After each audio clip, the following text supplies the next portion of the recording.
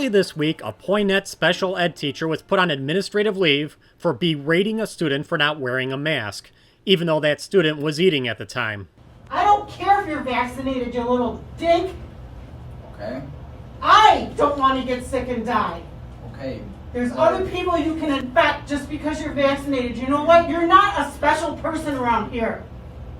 You should hear about how everybody talks about you. You're a jerk. To me. I don't care how people You're talk a about jerk. me. Okay. And you need to have respect for other people in your life. I do. You're not a big man on campus. Quit walking around here like you have a stick up your butt. That added fuel to a fire that was already raging throughout the state.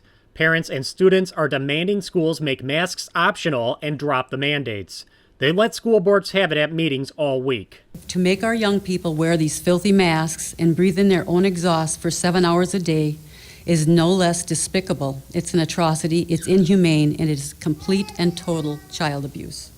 Very few of the school boards around the state agreed to lift mask requirements, but parents and students got some help from an unlikely source later in the week.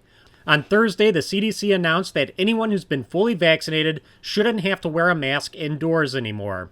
President Joe Biden declared Americans have to make a choice between getting vaccinated or having to wear a mask indefinitely. If you've been vaccinated, you don't have to wear this outside around people. Governor Evers is even more blunt. He says if you don't get vaccinated, you're killing people. I'll put it in this kind of gross concept or construct is those people that do not get shots are costing lives. Evers wasn't just talking to more than half of Wisconsin residents. He was also presumably referring to children as young as 12 who are now eligible for the vaccine. The Joint Committee on Finance said no to Governor Evers' equity agenda in the state budget, but that's not stopping the Department of Health Services. Evers wanted to spend over $145,000 to create an agency equity officer position at DHS.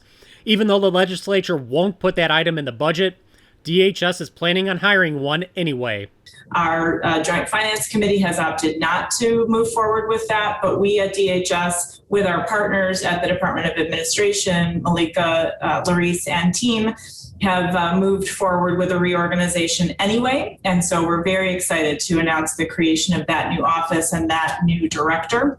Joint Finance is 2 weeks into its work on the budget. The final bill is expected to be ready by early June. The federal government plans to send Wisconsin $2.5 billion in funds from the American Recovery Plan Act, or ARPA.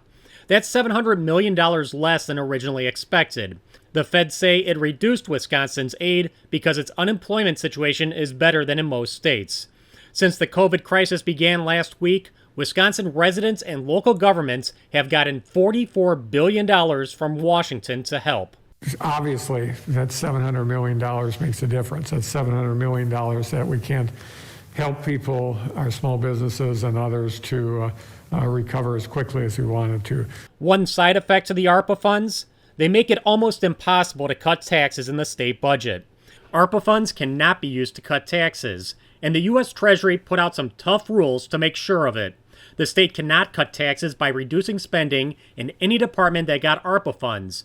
That makes things tricky for the legislature, especially since it has no control over where those funds go.